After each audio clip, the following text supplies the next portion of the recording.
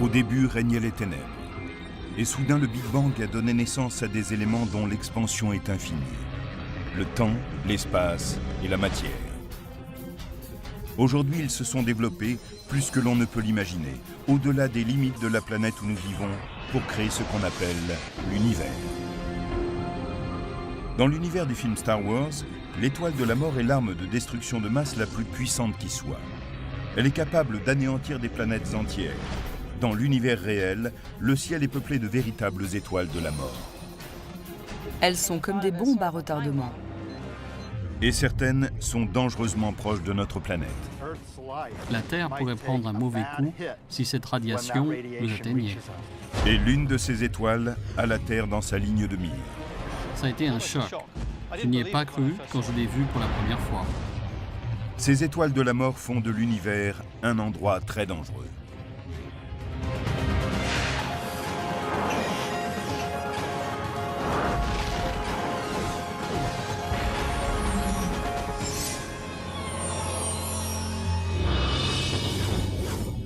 À des milliers d'années-lumière de la Terre, une étoile supermassive est sur le point de s'auto-détruire.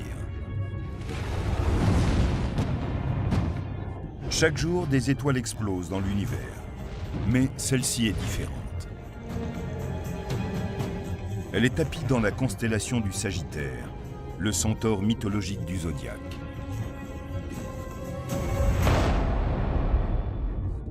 Cette étoile, du nom de WR104, à la force destructrice, pourrait prendre comme cible notre fragile planète bleue et émettre des radiations létales qui enflammeraient la couche d'ozone qui nous protège. Cela provoquerait de véritables bouleversements climatiques, l'extinction de nombreuses espèces végétales et animales, et peut-être même la fin de l'humanité. WR104 n'est qu'une des millions d'étoiles de la mort massive de l'univers. Ces terribles corps célestes sont des géants très âgés, tout près de se faire eux-mêmes exploser vers un au-delà stellaire. À ce moment-là, il ne reste plus rien pour soutenir les couches extérieures de l'étoile contre la gravité. Donc elle s'effondre d'un seul coup vers l'intérieur. Leur dernier souffle peut marquer le coup d'envoi de la plus grande explosion de l'univers connu, une explosion de rayons gamma ou sursaut gamma. Cette déflagration produit plus d'énergie que le Soleil au cours des 10 milliards d'années de sa vie. Si l'une de ces explosions se dirigeait vers la Terre, la vie telle que nous la connaissons pourrait cesser d'exister. Voilà ce qui pourrait arriver avec WR104, ce qui fait réellement d'elle une étoile de la mort. Dans le film Star Wars, l'étoile de la mort est l'arme de destruction ultime. Cette étoile prédatrice est de la science-fiction, mais la réalité est bien plus effrayante. Dans la réalité, une étoile de la mort est une étoile qui explose et souffle des planètes proches par sa radiation mortelle. C'est bel et bien une étoile de la mort. On connaît aussi WR104 sous le nom d'étoile Wolf-Rayet. Ce sont les plus vastes de l'univers. Ces objets imposants, 30 fois plus grands que notre Soleil, sont les plus grandes étoiles de l'univers. Chacune d'entre elles compte les années qu'il nous reste avant l'apocalypse. Découvertes en 1867 par les astronomes français Charles Wolf et Georges Rayet, les étoiles Wolf-Rayet sont des gangsters de l'univers. Les étoiles ont une devise: vivre vite, mourir jeune et laisser un cadavre qui présente bien. Plus elles sont grandes, plus elles vivent vite, et plus elles vivent vite, plus leur fin est violente. Elles brûlent extrêmement vite leur carburant nucléaire et épuisent tout ce qu'elles possèdent. Par conséquent, elles ne vivent pas très longtemps, quelques dizaines de millions d'années tout au plus. Elles sont faciles à découvrir. Ce sont de véritables dinosaures du royaume stellaire. Elles sont immensément puissantes. Au cours de l'année 2000, l'astronome australien Peter Tuthill commença à étudier WR104, qui est situé à quelques 8000 années-lumière de la Terre. Cette géante était étrangement différente des autres. L'équipe de Teutil nota immédiatement l'immense nuage de poussière qui l'entourait. Il était 20 fois plus large que le système solaire entier. Nous savions qu'il y avait de la poussière autour de WR104. C'était une véritable énigme, car c'est un peu comme trouver un flocon de neige en enfer. Il y avait là un mystère que nous voulions résoudre. Pendant 6 ans, à l'observatoire Keck d'Hawaï, Peter Teutil créa une image composée de plusieurs photos prises à l'aide d'un appareil à infrarouge. Cela donne une incroyable séquence en accéléré. WR104 émet un superbe panache spiralé de poussière. C'était presque un choc. Je n'y ai pas cru quand je l'ai vu pour la première fois. Je ne pensais pas que les étoiles pouvaient ressembler à des spirales. Je n'en avais jamais vu dans les livres. Il nous fallait essayer de comprendre comment une étoile pouvait produire cette élégante queue.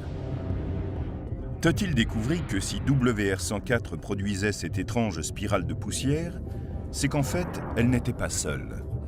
Elle tourne en orbite avec une autre étoile plus petite, dans ce qu'on nomme un système binaire. Les deux étoiles éjectent des masses de particules chargées, appelées des vents stellaires. Ils ne sont pas rares dans l'univers. Notre propre Soleil crée un vent solaire qui s'étend au-delà des planètes extérieures. La différence est que dans un système binaire, quand les vents produits par deux étoiles entrent en collision, les gaz sont comprimés et l'on a une création de poussière et de suie. Mais qu'est-ce qui pousse cette poussière à former une spirale aussi magnifique ? Prenons l'exemple d'un système d'arrosage automatique. C'est une excellente comparaison avec les phénomènes physiques qui se développent dans ces systèmes binaires de vents entrant en collision. Nous avons modifié le système d'arrosage pour qu'il n'envoie qu'un seul jet. Ce jet d'eau unique représente le flot constant de particules de poussière produit par les vents stellaires qui entrent en collision. Dans le système de WR104, comme les deux étoiles sont constamment en orbite l'une autour de l'autre, un mouvement circulaire s'ajoute au courant de poussière. La première idée est que l'eau se déplace en cercle, mais en fait, le système d'arrosage automatique envoie le jet en ligne droite. Les gouttelettes d'eau, même si elles se déplacent loin du robinet, créent un arc qui se développe en spirale avec la rotation.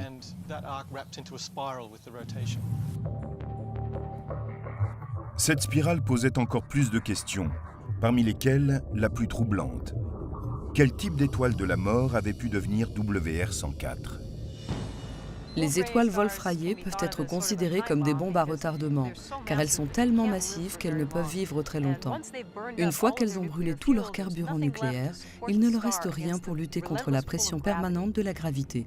À ce moment-là, le cœur de l'étoile s'effondre et les couches extérieures tombent vers l'intérieur, puis rejaillissent vers l'extérieur en une immense explosion. Cette explosion est une supernova, une immense déflagration qui illumine un bref instant toute la galaxie.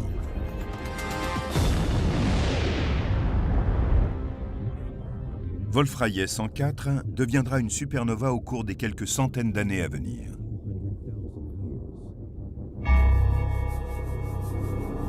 À 8000 années-lumière d'ici, l'explosion même ne présente aucun risque pour la Terre. Mais il y a une chance que la supernova déclenche l'événement le plus violent de l'univers. Une explosion de rayons gamma ou sursaut gamma.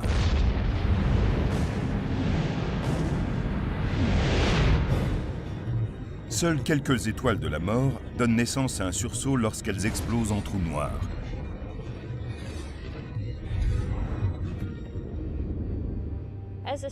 Quand l'étoile s'effondre, elle produit un immense champ électromagnétique. Et en un instant, l'énergie de ce champ magnétique est transformée en particules de matière et d'antimatière, qui entrent ensuite en collision les unes avec les autres et génèrent une énorme émission d'énergie. Ce sont les rayons d'énergie les plus puissants du spectre électromagnétique. Ils sont plus dangereux que les micro-ondes, l'énergie infrarouge et même les rayons X.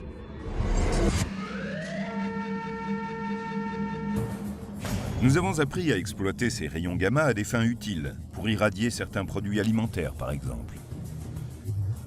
Grâce aux rayons gamma, l'industrie agroalimentaire peut éliminer les micro-organismes, les bactéries, les virus et les insectes. Mais on utilise une quantité très faible de rayons, qui n'a rien à voir avec celle qui est libérée dans un sursaut gamma stellaire.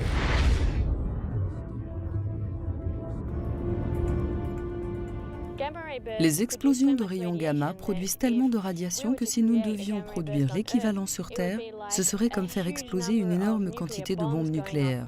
Ce serait dévastateur pour la vie sur la planète.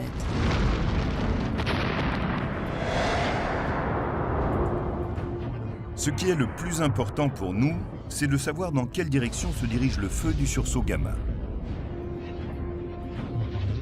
Quand elle s'effondre, l'étoile se transforme en un disque dense et aplati, et les seuls orifices libérés de matière d'étoile sont les pôles des axes de rotation. Vous n'avez que deux régions relativement ouvertes vers les pôles. C'est dans ces directions que le matériau peut être éjecté, car il y rencontre assez peu de résistance. Ce récipient de yaourt peut nous permettre une comparaison avec ce qui se passe dans une explosion de rayons gamma. Je vais le lancer, et à cause des parois du récipient, le yaourt ne pourra pas sortir dans ces directions. Mais comme le haut du pot est ouvert, le yaourt va gicler vers le sommet. Regardez ce qui se passe. Le yaourt est allé gicler tout droit. Il ne pouvait pas partir sur les côtés, car il était bloqué par les parois du pot. C'est ce qui se passe pour le sursaut gamma. Notre préoccupation majeure est de connaître la direction dans laquelle va s'enflammer l'explosion de rayons gamma. Si l'axe de l'étoile en train de s'effondrer est pointé dans notre direction, nous risquons d'avoir de sérieux problèmes. Quand l'équipe de Peter Tuthill a étudié l'orbite du panache de poussière de WR104, elle a fait une stupéfiante découverte. Cette spirale était la clé qui ouvrait de nombreux secrets. C'est là que cela commence à devenir un peu effrayant. Ce système, au premier abord, semble être quasiment face à nous. Nous regardons droit dans l'axe, vers le cœur. C'est comme regarder une assiette. Si vous prenez ce plan et que vous l'inclinez jusqu'au champ de vision, il semble incliné. Vous ne voyez plus une assiette circulaire. Après observation approfondie, il semble que l'axe de rotation du panache de poussière corresponde à l'axe de l'étoile Wolf-Rayet. En résumé, la Terre regarde directement dans le canon du fusil. Autrement dit, si cette étoile en explosant donne naissance à un sursaut gamma, l'un des deux jets sera pointé vers nous.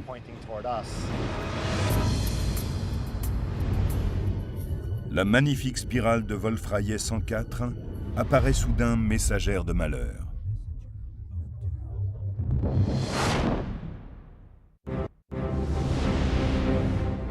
À quelques 8000 années-lumière de la Terre, deux étoiles sont liées en une danse gravitationnelle.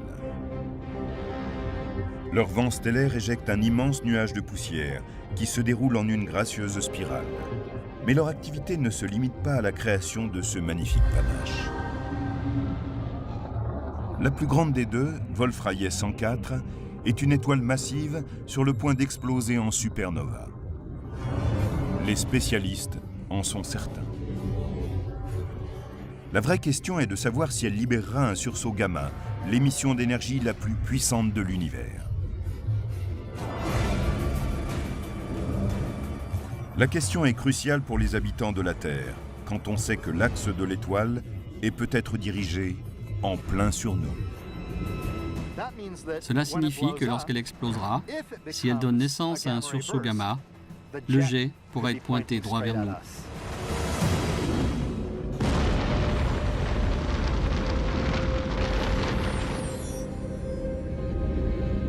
Dans la constellation du Sagittaire, WR104 compte les heures avant sa destruction.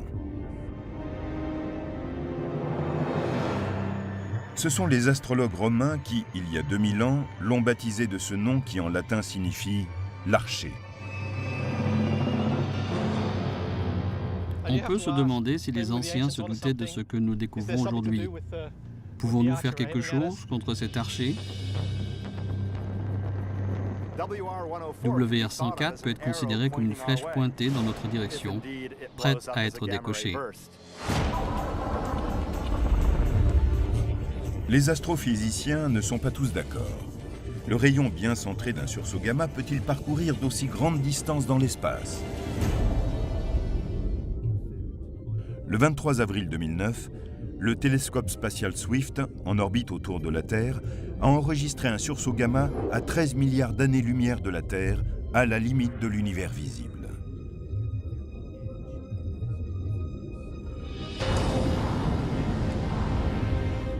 Cette explosion s'est produite 630 millions d'années seulement après le Big Bang. Cela veut donc dire que les rayons gamma d'une étoile en train d'exploser ont voyagé pendant 13 milliards d'années, à la vitesse de la lumière, avant que nous puissions les voir. Ceci en fait le plus vieil objet stellaire de l'univers connu. Nous ne connaissons aucune étoile ou galaxie plus éloignée que ce sursaut gamma. C'est l'objet isolé le plus lointain et le plus discret que nous ayons jamais vu. À 8000 années-lumière seulement, un sursaut gamma de Wolf-Rayet 104 pourrait générer une catastrophe. Si Wolf-Rayet 104 explosait, l'éclair que nous apercevrions serait beaucoup plus éclatant que la lumière du Soleil, en particulier en raison de l'énergie des rayons gamma. Un seul sursaut gamma peut facilement surpasser en intensité la lumière de millions de galaxies. Et chaque galaxie contient une centaine de milliards d'étoiles. Cette étoile de la mort est une bombe à retardement dont le mécanisme est déjà en marche. Les spécialistes sont certains qu'elle se transformera en supernova. Mais des questions demeurent sur la possibilité qu'elle libère des rayons gamma vers la Terre. C'est le premier point que nous devons établir. S'il y a une explosion de rayons gamma, sera-t-elle dirigée vers nous? L'axe en spirale de l'étoile semble être pointé vers la Terre. Mais le rayon du sursaut gamma pourrait-il atteindre sa cible s'il doit voyager durant des milliers d'années-lumière? Et sommes-nous bien la cible de cet archer? Nous pensons que cet axe est pointé droit sur nous, mais il n'est pas impossible qu'il y ait un léger écart suffisant pour que le rayon du sursaut gamma passe à côté de nous.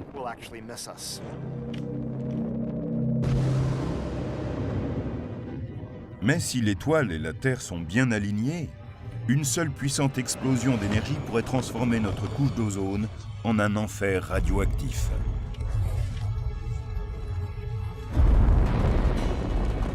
Même un sursaut gamma, qui a parcouru des milliers d'années-lumière, peut réduire au moins de moitié notre couche d'ozone. Cela ne tuera pas toutes les espèces, mais pourrait provoquer ce qu'on appelle une extinction de masse. C'est-à-dire que, d'un seul coup, une grande partie des espèces vivantes disparaîtraient de la planète. La question cruciale est donc, la fin de WR-104 provoquera-t-elle vraiment un sursaut gamma? Les spécialistes n'en savent rien. Pour qu'une étoile émette un sursaut gamma mortel, il est indispensable que sa rotation soit très rapide. Les étoiles tournent toutes sur leur axe, mais certaines étoiles massives peuvent tourner très rapidement. L'énergie développée pour la rotation de l'étoile est un des éléments à l'origine du sursaut gamma. Si on arrive à ralentir cette étoile tournant à toute vitesse, avant qu'elle n'arrive à l'étape du sursaut gamma, on désamorce la bombe.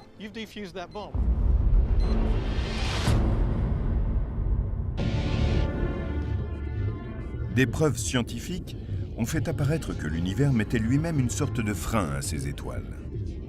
C'est ce qu'on appelle la métallicité. Les étoiles sont composées essentiellement d'hydrogène et d'hélium. Mais des éléments plus complexes et plus lourds naissent à chaque fois qu'une étoile explose. Du carbone, de l'azote et de l'oxygène, qui deviennent ensuite le matériau de base pour la génération suivante d'étoiles. C'est ainsi qu'une étoile née aujourd'hui comprend plus d'éléments lourds, autrement dit à une métallicité plus élevée, qu'une étoile née antérieurement. Quand une étoile massive contient beaucoup d'éléments lourds, elle a tendance à perdre beaucoup de sa masse à cause des vents stellaires. Et en perdant de sa masse, sa rotation décélère en même temps, si bien qu'elle finit par tourner trop lentement pour qu'on ait une explosion de rayons gamma. Les étoiles Wolf-Rayet, qui explosent aujourd'hui et émettent toutes ces bombes, ont une spécificité. Elles explosent toujours en supernovae, mais elles sont beaucoup moins nombreuses à produire un sursaut gamma.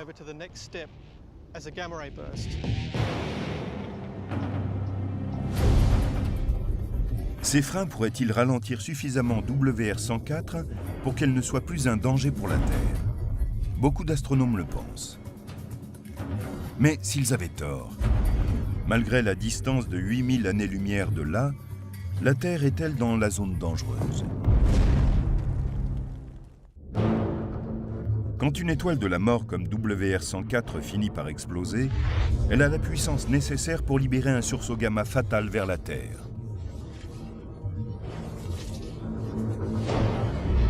On pense que cette étoile est à environ 8000 années-lumière de la Terre.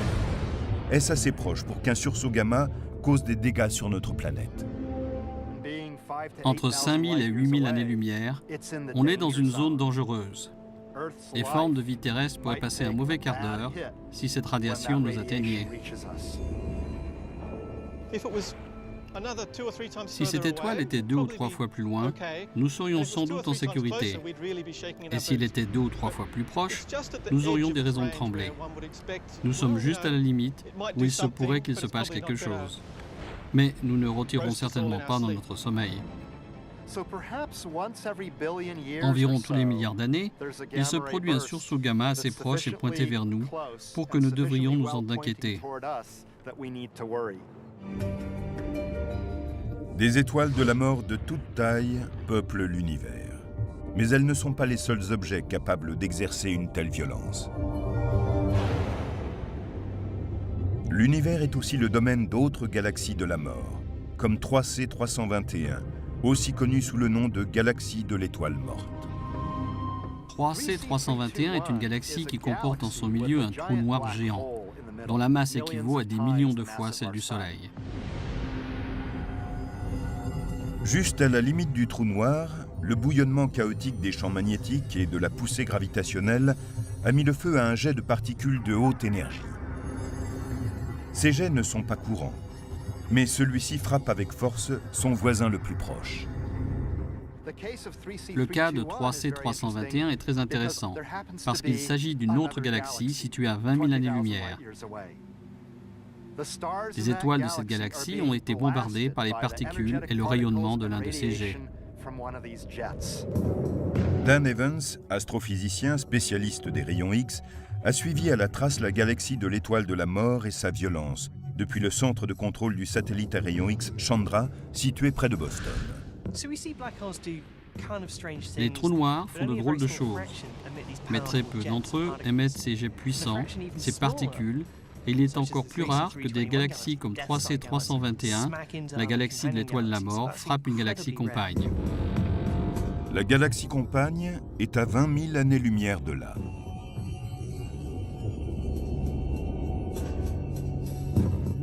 Son rayon d'énergie, qui est encore plus puissant que celui du sursaut gamma d'une étoile en train de mourir, brûle sans relâche sa réserve de carburant, qui semble sans limite.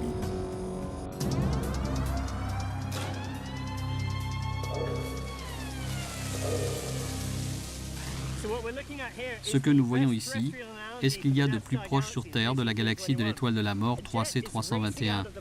Un jet surgit du trou noir à une vitesse proche de celle de la lumière et elle devrait normalement se propager sur une distance d'environ 1 million d'années-lumière. Mais dans le cas particulier de 3C 321, le jet frappe le côté de sa galaxie compagne du coup, il se fractionne, se tord, se courbe et il provoque toutes sortes de dégâts.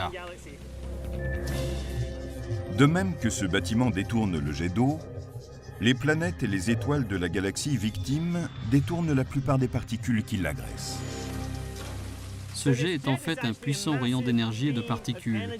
Celles-ci sont chauffées à de très hautes températures, si bien qu'elles forment un plasma.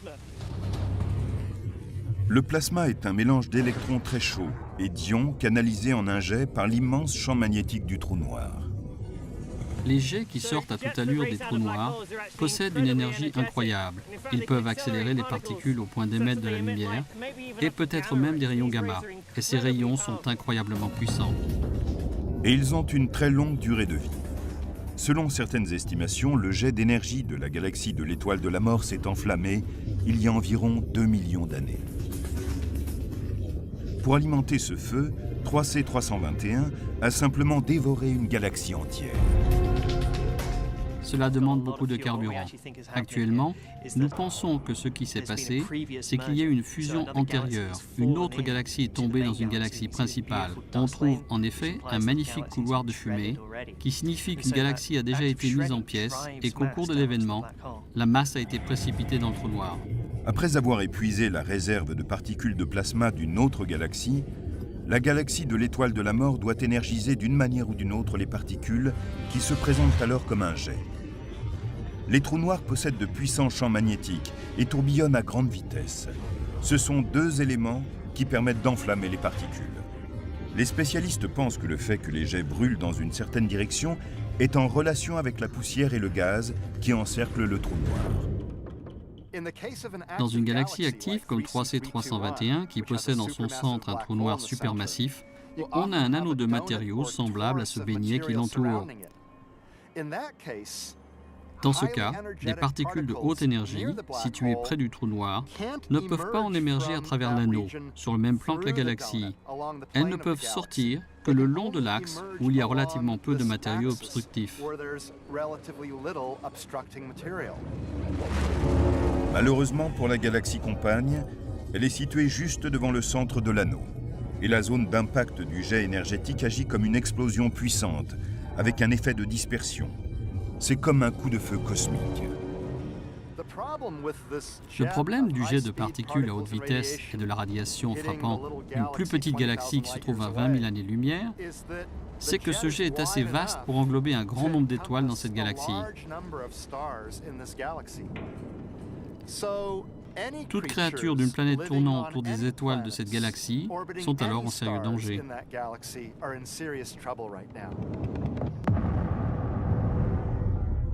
Et si c'était notre propre Voie lactée qui était conduite à l'explosion par la galaxie de l'étoile de la mort? Si la Terre était sur la route du jet, l'effet sur sa couche d'ozone serait catastrophique. Les rayons gamma du jet de 3C321 convertissent le gaz d'azote en oxyde azoté et ceux-ci agissent comme catalyseurs pour détruire l'ozone. En l'espace de quelques semaines ou de quelques mois, d'une année au plus, la couche d'ozone serait complètement détruite. Les conséquences seraient désastreuses. Mais comme pour beaucoup de phénomènes de l'univers, on retrouve aussi le même paradoxe. De la mort naît la vie. En effet, 3C321 ne détruit pas seulement, elle crée. Ce qui me plaît le plus chez 3C321, c'est qu'elle démontre clairement que les trous noirs ne se contentent pas de tout engloutir dans l'univers. Le jet qui en sort attaque le côté de la galaxie compagne. Bien sûr, c'est une force destructrice. Mais en fin de compte, les nuages de gaz comprimés au cours de cette action peuvent former des étoiles. Ces étoiles forment des planètes, et ces planètes voient naître des formes de vie. Ce magnifique cycle de naissance, de destruction et de renaissance est consubstantiel à l'univers et au trou noir. Dans l'avenir, notre Voie lactée pourrait fusionner d'elle-même avec la galaxie d'Andromède, toute proche, et créer une nouvelle galaxie de l'étoile morte. Ce serait un événement violent qui signerait certainement la fin de la Terre. Mais il semble qu'il ne pourrait se produire que dans plusieurs milliards d'années. D'autres dangers stellaires traversent à très grande vitesse notre galaxie. Ce sont les étoiles hyper véloces. Rien ne peut les arrêter.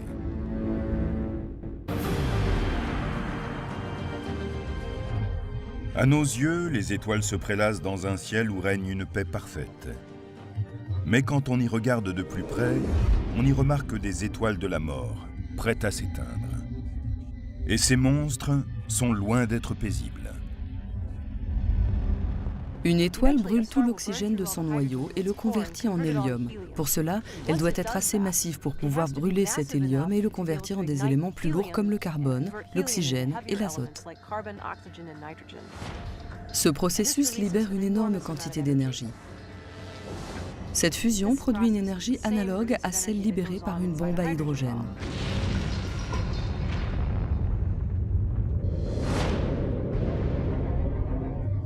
Bien qu'elles soient incroyablement violentes, la plupart de ces étoiles finiront un jour de brûler et deviendront des corps célestes appelés les naines blanches.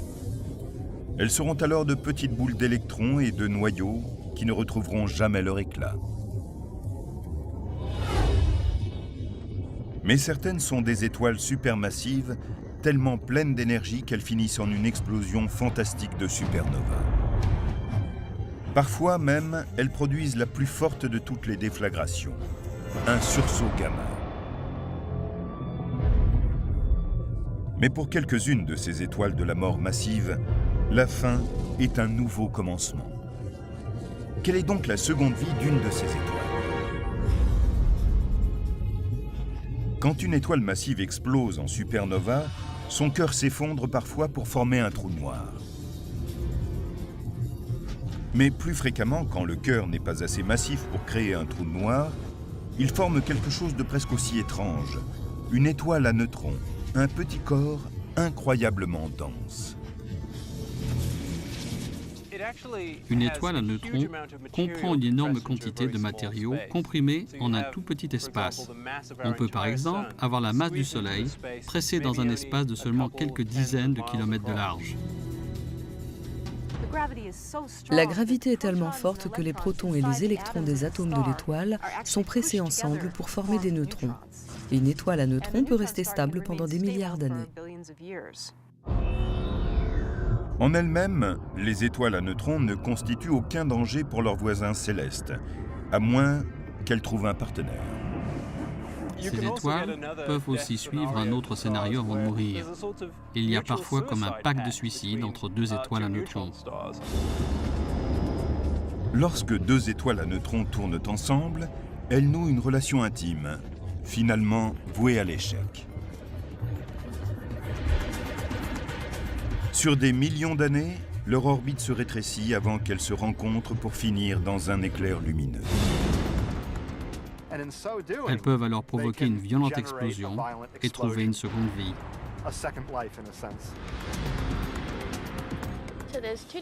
Il y a deux types de sursauts gamma.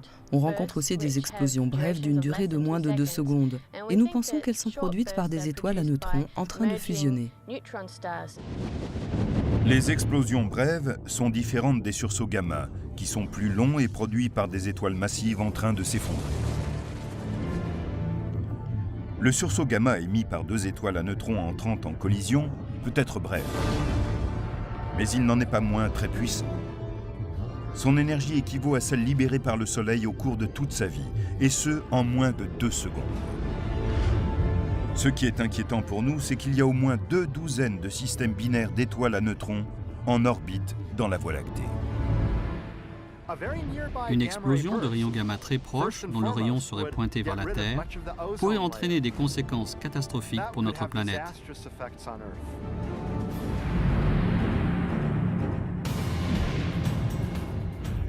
Selon certaines estimations, il se produit une fusion d'étoiles à neutrons tous les 100 millions d'années, à l'intérieur d'une zone distante de 3000 années-lumière du Soleil. C'est à peu près la même fréquence que celle des extinctions de masse enregistrées dans les fossiles terrestres. Est-ce une coïncidence ou faut-il s'inquiéter de cette dernière danse stellaire dont les rayons gamma pourraient souffler notre couche d'ozone et abîmer la planète? Les scientifiques n'ont pas encore la réponse.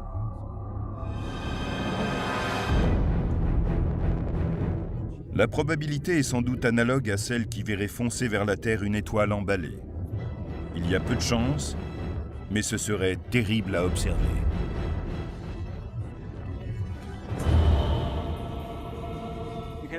Il est possible qu'un ensemble d'étoiles orbitant ensemble dans la même zone éjectent parfois l'une d'entre elles et qu'elles partent simplement de son côté.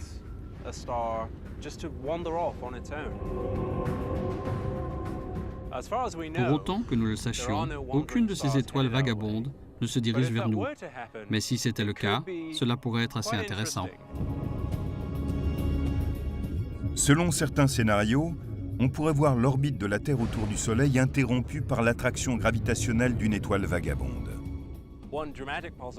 Une éventualité dramatique serait qu'une de ces étoiles vagabondes pousse complètement la Terre en dehors du système solaire. Nous serions alors déplacés hors de portée de notre source d'énergie, le Soleil. Personne ne sait réellement ce qui se passerait. Cela dépendrait de l'angle d'approche, de la masse de l'étoile et d'autres facteurs. Les étoiles vagabondes peuvent se déplacer à plus de 100 km par seconde. C'est certes rapide, mais pas assez pour échapper à l'attraction gravitationnelle de la Voie lactée. Pourtant, certaines pourraient se libérer et filer comme des flèches dans l'univers. C'est ce qu'on appelle les étoiles hypervéloces. Les étoiles hypervéloces sont des étoiles normales comme le Soleil, si ce n'est qu'elles quittent la galaxie à une vitesse de plus de 1,6 million de km/h, ce qui est plus rapide que la vitesse de libération de la Voie lactée. Ce besoin d'accélération commence dans un système binaire d'étoiles lorsqu'elles sont trop proches du bord d'un trou noir. Tout comme le module de commande d'Apollo 13 abandonné a connu une accélération en manœuvrant près de l'orbite de la Lune. Les étoiles hypervéloces, en échappant au trou noir, se soustraient à l'attraction gravitationnelle de leur galaxie, rompent le lien avec leurs partenaires du système binaire et foncent à travers le cosmos. L'étoile la plus proche du trou noir est prise dans une orbite très serrée et perd ainsi cette énergie. Et l'autre étoile, qui gagne cette énergie, est éjectée à une vitesse incroyable.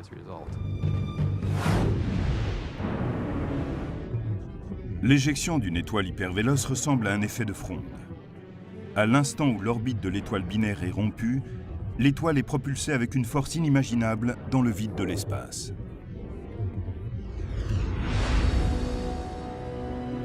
Une fois éjectées de la Voie lactée, elles sont vouées à dériver dans les déserts de l'espace intergalactique. Il y a peu de chances que ces étoiles fassent des dégâts sur Terre. Par chance, la fin de ces étoiles hypervéloces se produira loin de notre système solaire. Ce sont les étoiles de la mort de notre propre zone sur lesquelles nous devons garder un œil. À l'échelle cosmique, leur fusion se produit rarement. Et nous sommes aux premières loges pour assister à leur destruction.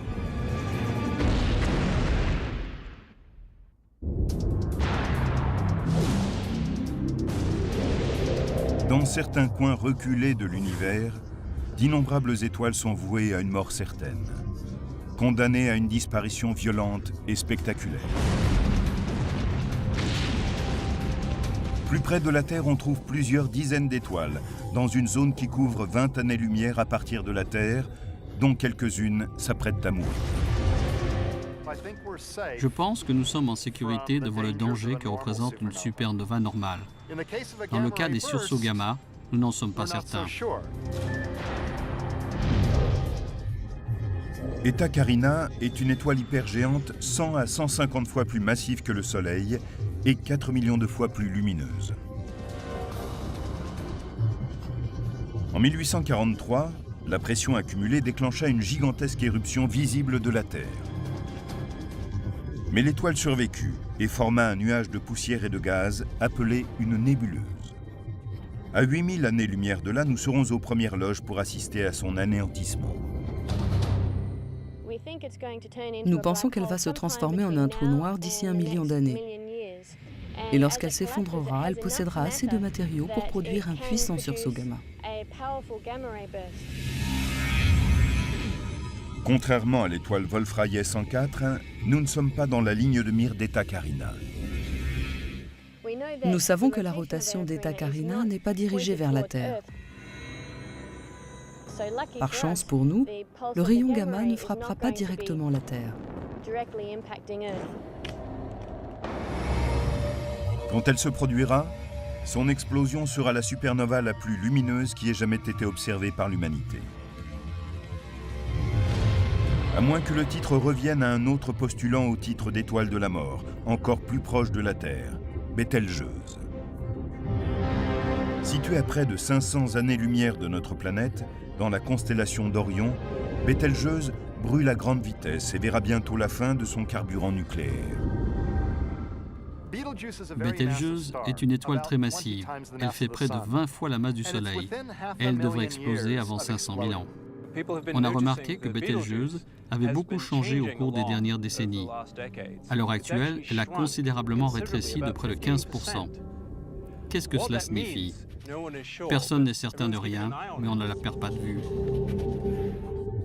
Certains spécialistes pensent que Bételgeuse pourrait libérer un sursaut gamma. Les terriens n'ont pas grand-chose à craindre si cela se produit. Comme pour Eta Carina, l'axe de cette étoile est dirigé vers un point bien éloigné de la Terre. Et de plus, Bételgeuse a peut-être aussi un bouclier anti-souffle intégré. Son explosion sera assez normale. Ce ne sera pas un sursaut gamma, car Bételgeuse possède une épaisse couche d'hydrogène. Et cette enveloppe empêchera probablement l'éjection d'un jet de particules et de radiation. Il y aurait trop de matériaux à traverser. Bételgeuse brillera intensément pendant un bref instant, mais cela sera comparable au dernier moment de notre étoile la plus proche, le Soleil. Des étoiles moyennes comme le Soleil ont des vies longues et heureuses. C'est une chance pour nous. Notre Soleil a déjà vécu environ la moitié des 10 milliards d'années qui lui sont prédits. Il a environ 4,5 milliards d'années. Il en est presque à la moitié. Certains spécialistes estiment que le Soleil est là pour encore 5 milliards d'années. Mais nos problèmes pourraient bien commencer beaucoup plus tôt. Le Soleil devient petit à petit plus lumineux et plus puissant. Dans 500 millions d'années, et a fortiori dans 1 milliard d'années, la Terre sera si chaude que les océans s'évaporeront. Nous ne disposons pas de 4 ou 5 milliards d'années pour nous inquiéter de ce problème. Nous devons nous en soucier à une échelle de centaines de millions d'années. Des milliards d'années après que le Soleil ait rendu la Terre impropre à la vie, il entrera dans sa dernière phase, celle de géante rouge. Il ne peut pas exploser en donnant naissance à une supernova, car il n'est pas assez massif. Mais la plupart des scientifiques sont d'accord sur le chapitre. Comme pour toute géante rouge, sa densité diminuera et le Soleil enflera, dévorant ses voisins les plus proches. Arrivé à l'étape de géante rouge, le Soleil entrera probablement en expansion et il engloutira Mercure, Vénus et peut-être même la Terre. Ce serait évidemment la fin de notre planète. De toutes les étoiles de la mort, celle qui serait le plus à même de détruire la Terre est le Soleil.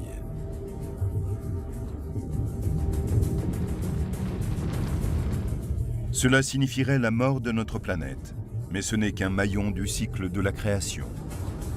Les étoiles de la mort ôtent la vie, mais elles en sont aussi à l'origine.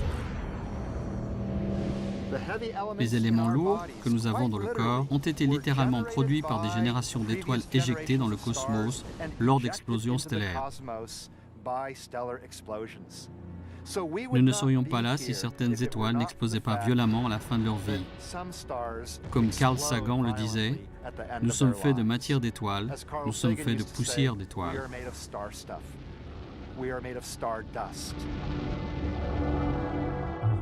Les explosions se poursuivent et les éléments lourds éjectés seront peut-être à l'origine de nouvelles formes de vie, loin de la Voie lactée, sur une nouvelle planète bleue, dans un autre coin de l'univers.